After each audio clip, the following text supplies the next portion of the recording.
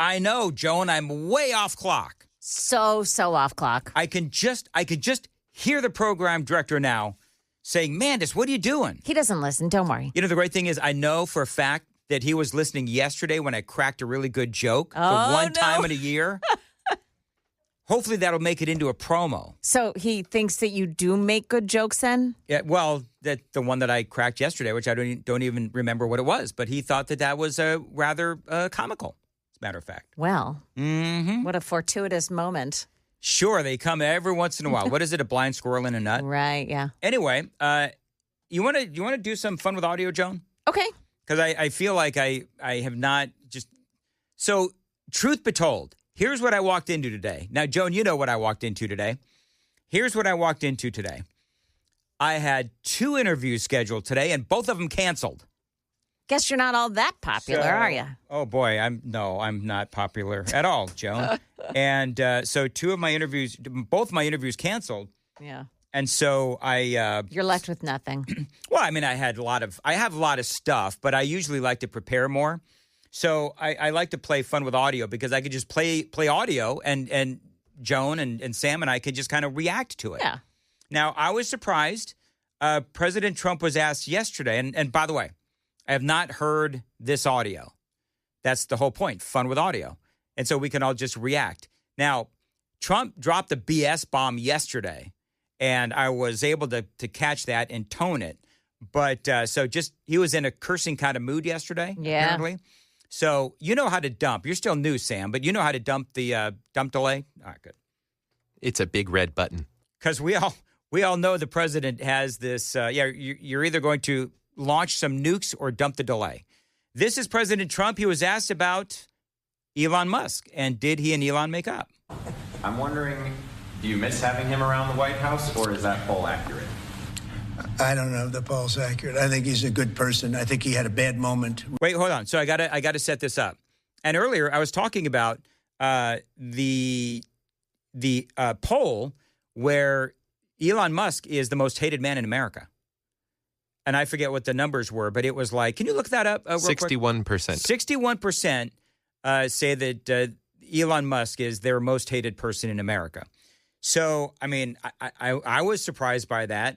But then again, I'm not, because you've got Republicans that hate him, and you've got liberals that hate him too. Liberals hate him because of his relationship with Trump and Doge and all that, and Republicans hate him because he has been fighting with Donald Trump. But there have been a couple of posts, and Joan, you and I have talked about this. There have been a couple of Elon Musk posts where he has been very supportive of Donald Trump online after saying he was on the Epstein list. So this is Donald Trump talking about Elon Musk and whether he and Elon have made up.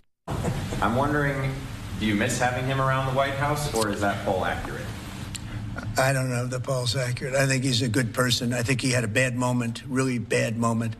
But he's a good person. I believe that. President Trump, are you keeping that 10 to 12-day deadline? All right, so that is Donald Trump, and he basically saying that Elon had a bad moment. I like that. Because, you know, it's interesting. Donald Trump has this reputation where it's like, once you're out of the club, you're out of the club, right? Kick him out, no coat. And I think he's been gracious on a number of occasions. Yes. He's been gracious with Marsha Blackburn, for heaven's sakes. That's what I was going to say. Yeah. It's like all those senators that chose, I mean, I listed some of them. You got John Kennedy, you got Ted Cruz, you got Marsha Blackburn, a couple of others. And so the president has welcomed them back into the fold.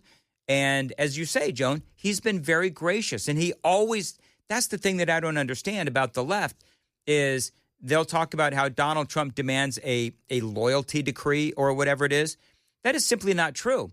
If he did, then Marsha Blackburn and Senator Kennedy and Ted Cruz and all these other folks, they wouldn't be part of the Trump club. And they are some of his most fierce supporters. They are some of his most fierce advocates. So I think that people that say that kind of stuff, they're just dumb.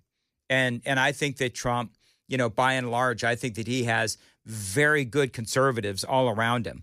It's 8:15. We're going to continue to play Trump, fun with audio. Do you have anything else to say about that particular clip? Joan? No? By the way, it should also be mentioned that and we talked about this in the midst of another discussion, that Elon Musk has started donating to Republican PACs. Which Three is weird. times. Yeah, Three times he's done a $5 million donation. Which is odd because he, of course, is wanting to support that, America Party, which I think that, is it official that thing is dead in the water? Well, let's look it up. Is it called America Party? Is that what he called it? Is that what it was called, Sam? The America Party? Yeah, the America Party. Yeah, and I haven't heard anything about it. I know that he's trying to keep his nose to the grindstone. By the way, New America Party, the New America Party. Listen, if three news junkies like us have no idea what's going on with it, then clearly there's nothing going on with it. By the way, I am being called to the carpet for another thing that I did this morning. A lot of people reacting to my X post this morning when I told people, whatever you do not look at my X feed this morning. You cannot unsee what I posted on X this morning. And unfortunately, I reposted the really awful. Yeah. I'm image. sorry. You know what? I did on the post. I did apologize in advance for said post. I have a separate apology, and it's to Lizzo. Lizzo? Yeah. Okay. The AI-generated image of Hillary is scarier than the Lizzo in jeans. Okay. Well, there you go. And by the way, how would you describe that post that I made? It is Hillary Clinton, and it says, Hillary's got bad genes. And it's just a very train wrecky version of Hillary Clinton. If you show up unalived tomorrow, we know why. Yeah. That's exactly right. Hey, very good. Janine Pirro was talking about the attack on Big Balls. You know, the guy that worked in Doge. Oh, I get it now. You folks knew what I meant by that, right? All right. Here's Janine Pirro, fun with audio. And what did she have to say on Fox News about bad people in Washington, D.C. and around the country? This young kid who worked at the White House was beaten to a pulp. He's got a broken nose. He's got a severe concussion. He's battered all over his head, by a gang of punks. 10 of them, I believe. 2 have been arrested, 2 15-year-olds. None of them come to my office, Laura, because they're not considered criminals. They go to family court where the effort is rehabilitation. The D.C. Council, and the president is right, they've got to stop their coddling. Number one, we've got to lower the age of responsibility to 14. Absolutely. I'm tired of having these kids commit crimes in their crews, not gangs in D.C. And let me just say this. So you got a 14-year-old that participates in an attempted carjacking and the absolute beatdown of a man, 10 of them, on one guy. You going to bring in the parents to try to talk some sense into the kids? The parents are the reason the kids are like this.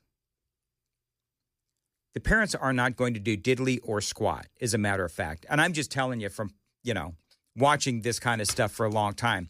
More than likely, there's no father in the house, and I don't know what's going on with the mother, but these packs of kids are running the streets of, you name the Democrat-run city, and they're doing abhorrent things.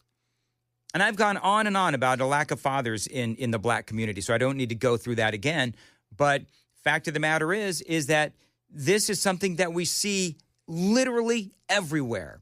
And these bad guys are turning into, they're all kids, 13, 14, 15 years old. I don't even want to call them kids because they're not. And I don't believe that they're teenagers, but I believe that the justice system should treat them as adults. There was the 3 kids in New Mexico that stole that car and ran over 63-year-old Scott Habermel, who he died as a result of his injuries. When was that? I don't even... Last year, a couple of years ago, they were 2 of them were arrested, 11, 13, and 15. They've all been charged with first-degree homicide, but it hasn't been known whether or not the 11 and 13-year-old will be tried as adults. Should an 11-year-old Joan be tried as an adult? That's awfully young. I'm listening to myself scream. He was recording it when it happened. Okay, then he should be charged as an adult. He thought it was funny and told the guy driving to bump him. Oh, that's right. I remember that story. That's exactly right. All right, here's more from Jeanine Pirro. We've got an intern. You said it in your open. He's an intern from college. He gets shot going out for McDonald's at 10:30 at night. This kid is trying to help his girlfriend or his friend to a car. He gets assaulted, and but for a cop going by, they would have, had they gotten him on the ground, they would have stopped him and finished him. He was able to stay standing. This has to end. The council has this Youth Incarceration Act where we had a guy who shot a kid on a bus, not justified, with an illegal gun. You know what the sentence was? Probation. The judge said go to college. Oh, Lord have mercy. Yeah, she was on fire. Okay, he took an illegal gun. He should be jailed for the illegal gun. Forget about the shooting. You put that on top of the gun. Then what we've got are kids who are out there who are making fun of all of this, doing carjackings, and I can't touch them because they want to protect them. They know that, and that's why they travel in gangs. Know that. And the older kids send out the younger kids to do the real dirty work because they know they're fine. They absolutely understand. And youth violence is on the rise. Yeah, and it's gang initiations, and we can talk about all of that. But that is exactly what is going on. And it was so good to see her on TV again. Like, she brings some stability to the nonsense. Yes, well, and she is no nonsense when it comes to what is happening on the city streets, and she is absolutely right. And part of me wishes that she could have been a really good attorney general. Yeah, matter of fact. So, Chris, I got to ask you a question. When you deal with producers who all of a sudden are taking great liberties with bumper music, how do you handle that? Send them to Kansas City. Send them to Kansas City. Oh, wow. That's all you got to do. That was good. It worked for me every time. Sam, I hope you like Kansas City. In all fairness, this is the segment you told me to put custom music on. Actually, I did. Because he's doing things that I don't necessarily. What did you play earlier? So Sam is new to producing, and I mean all of this in jest. And Dan is a creature of habit. I really am. You love those the cheesy news beds that have been in rotation forever. Dan, I don't know if you know this. Dan still has an iPod, and he actually listens to those over the weekend. A classic, no less. Whatever. So what did you play earlier that got my ire? It was like, what the heck is this? It was a No Sleep Till Brooklyn mashup, Metallica and Beastie Boys. What are you doing? You don't mash that up with Metallica. You play the original. I didn't mash it up. Was it already on? It was already in here. See, he wasn't doing it on his own. It was already in there. Thank you. If I had my choices, there'd be a lot of Crew. There'd be a lot of Ozzy. There'd be a little bit more Def Leppard in here. Have you ever heard the Enter Sandman, Don't Stop Believin' mashup? No. Oh, my goodness gracious. Who did that? Find it. So that's what I want you to find.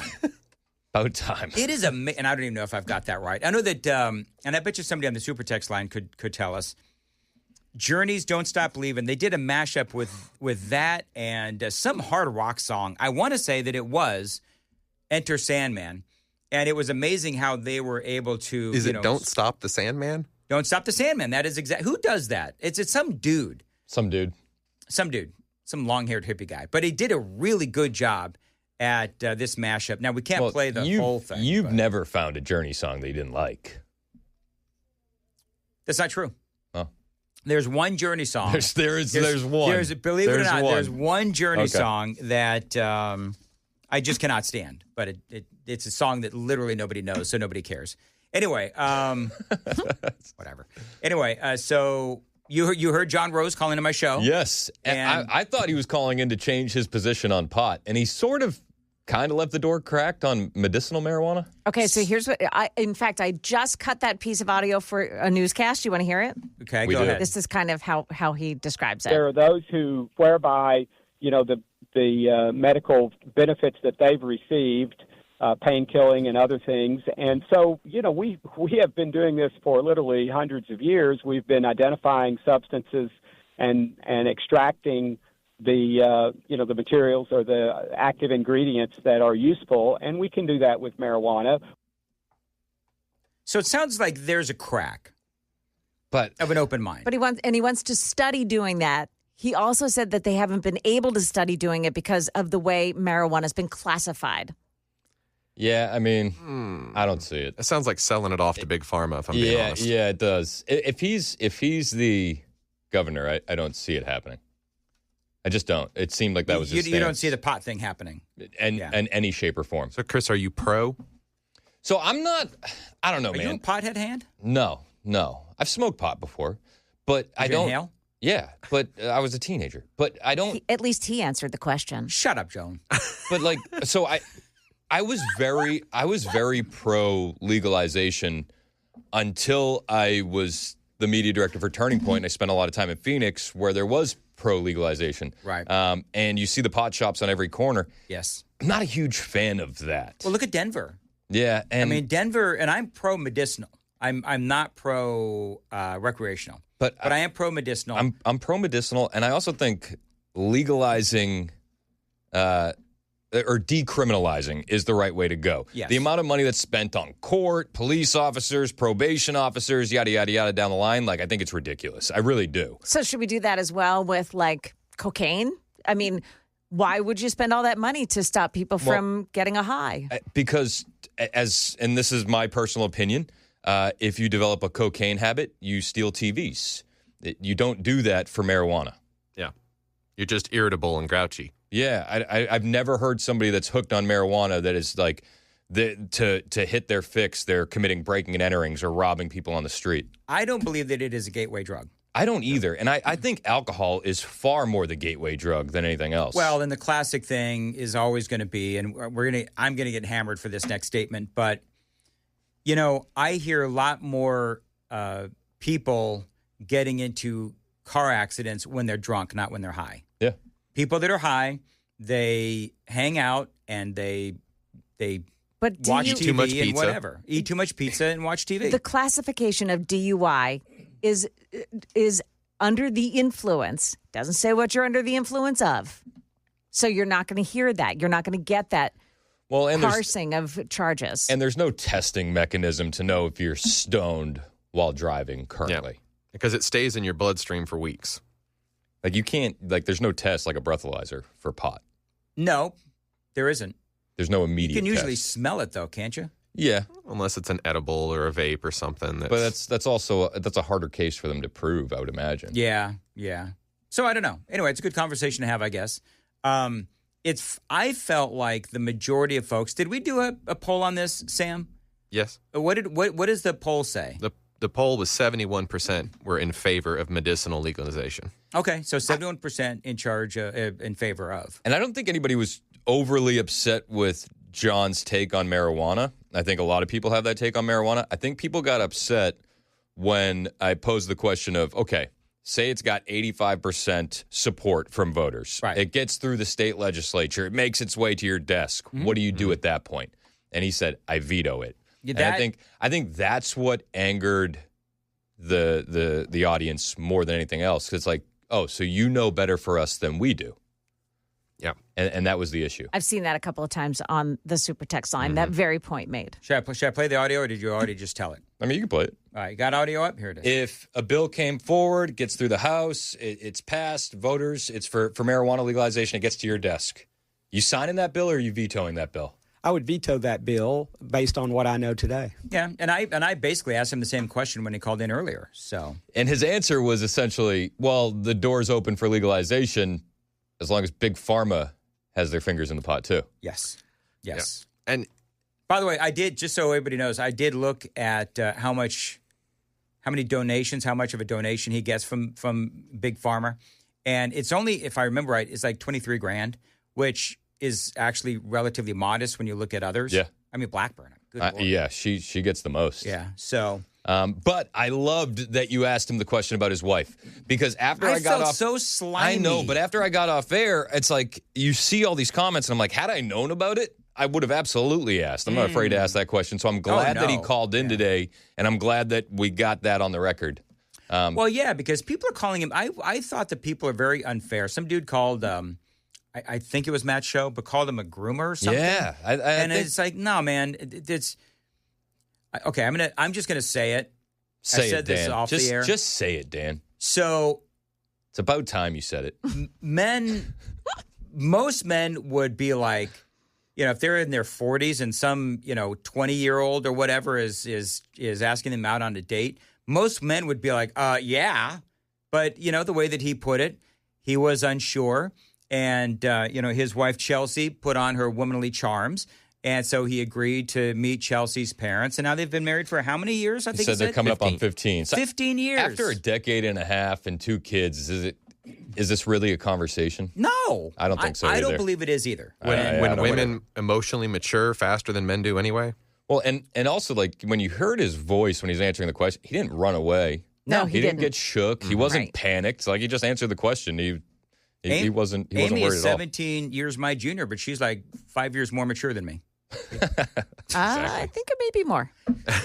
Okay, so Joan has been like being mean to me all day, and I don't know what I did. What did I do to deserve Skipped over a this? couple news teases. I did. Yeah. I've been all over the place. That's what it does. That's okay. what happens. Your tires will cost you. I never skip a Joan Jones news piece. So do you have your hate mail ready? I don't get the hate mail. You don't get hate mail? Are Hate you mail. kidding? I How don't. is that possible? Wait, do you get anything on like X or? I'll get text messages, but nothing to the level of what Dan gets. Dan read me something the other day off air, and I was like, I've been around the block and I've seen some stuff, and I heard that, and I was like, good Lord, do Yeah, I need to be it's like- watching your back? It's like sleep with a gun under the pillow if you Yeah. get the mail Dan gets. And I don't understand why I get it. Like, I just, whatever, I don't care. Well, Right, and the so- funny part is you get both extremes. Yeah. Because I defended you yesterday on a YouTube short comment. I don't know if you saw that. No. I stuck up for you. So you'll get the extreme of like, you're a Nazi bigot, you should kill yourself on the air. And then you also get, you're an establishment shill working for the Republicans. And I defended you for that. Did somebody call me an establishment shill? I did. Yeah, they did. Well, I didn't. Oh. But I defended you. I said that's not the case. Do you know what I like, though, is that when people, like, throw these things out, it's like, what evidence do you have that I am an establishment shill? Like, what does that mean? I have Because, no idea. it's because I'm pro 2A, I'm pro-life, I'm pro-strong borders, I'm pro-small government, I'm pro-law and order. I guess that makes me an establishment shill. You know what I mean? I mean, I guess if your opinions tend to line up with those in power, then yeah, you're an establishment shill as far as Republicans Or I could go. just be a good conservative. That's true. You know what I too. mean? And how does one not become an establishment shill? Like, what do you do? You know what I I don't bet you know, it is? but then- I know what it is, actually. You know what it is? It's because I'm pro-Israel. I bet you that's what it is. I don't know. Are you an establishment shill if you're pro-Israel? Call me an establishment shill, too. Listen, I'll take that all day long. But the thing about that, which is also interesting, is you don't shut down the conversation. No. Which is, you don't yell at people who aren't pro-Israel and say you're anti-Semitic. No. If somebody's criticizing the government of Israel, you don't have an issue with that. You just have the conversation. Yep. So how's that an establishment shill? I don't know. And I don't know if I've ever been called an establishment shill before. I'm not even sure what it means. Yeah, Dan, how much money do you get from AIPAC, Dan? Not enough. Did you hear my interview with Jody Barrett? No. He said that he's already getting calls from AIPAC. Is he really? Whoa. And I said, I made a short. It's on our YouTube page. He said no other lobbyist groups have reached out. He found it very weird because he's not even the nominee yet. Right. We haven't even got through the primary. And I said, is it like an interview? And he goes, yeah. He said they want to know if they can work with you or they want to know if they can work you. Interesting. I was taken aback, but really more by the openness and the honesty from Mr. Barrett. Here's the thing, though. You can be pro-Israel and not play with AIPAC. Yeah, you know what I mean? 100%. Like they're two completely different and distinct things. And AIPAC has not given me any money. Wish they would. I'm just kidding. Whatever. No lobbying groups on Nashville's Morning News. No, they're banned. It's a lobby-free zone. All right, I don't know where, because we are so messed up, because when John Rose called up, the clock has just gone to heck in a handbasket. You're blaming John. Yes, I am. Better actually. than blaming me and Sam, so happy for it. We'll take it. He's a Republican shill, that John Rose.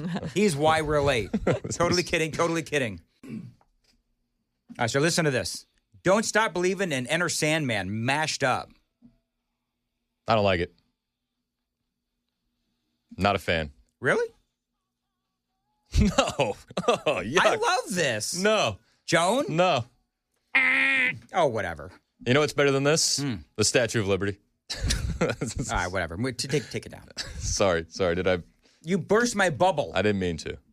It's all right. It's all good. Can we play a little Amy Grant or something? No. Wow. Okay. Moving right along. Well, then. All right, real quick. So, we love you, Joan. Great. Just real quickly, I didn't talk about it, but it seems like Vladimir Putin has blinked. Yeah. So he's going to get together with Donald Trump. You remember Trump gave him, where you got are 10 days. Where are we in that 10-day notice? Are we? I think we're like day 8. That's what I thought we were. Yeah, day 8. Yeah. So Putin blinked. I love it. This is what peace through strength is. I'm a huge fan of it. And people were worried with the moving of the subs, but I guess that's really panning out in Donald Trump's favor as well. Everybody said, he's going to get us into a nuclear war. No, he put Vladimir Putin in his place. Yep. And so if we can somehow end this war, Russia in Ukraine, that is going to be huge. And he still won't get the... That would be 7. He'd be averaging 1 a month. It would be 7. And he still won't get the Nobel Peace Prize. And today is day 200 of his administration. Yep. There you go. 200. Yep. You look back at The Apprentice and think, this is the guy that's going to effectively use the U.S. military. There you go. Right. This is the guy that's going to save America as he's firing Omarosa. All right. So very quickly. What are you doing today? Well, we're going to talk about a lot of stuff. There was a bunch of stuff I couldn't get to yesterday. I love the fact that Donald Trump signed an executive order to take over the Olympics and essentially push Gavin Newsom out. I thought that was hilarious. Elbowed him. We'll talk about big balls and what's happening in D.C. I want to ask the audience how they feel about federalizing some of these cities. Like if you could zoom out and do it in cities like Chicago, New York, L.A., would you do it? So we'll ask the audience that. Plus, we'll talk about the peace talks. We'll talk about redistricting, and I'll play you some insanity from one Jasmine Crockett. All right. Chris Hand is coming up next.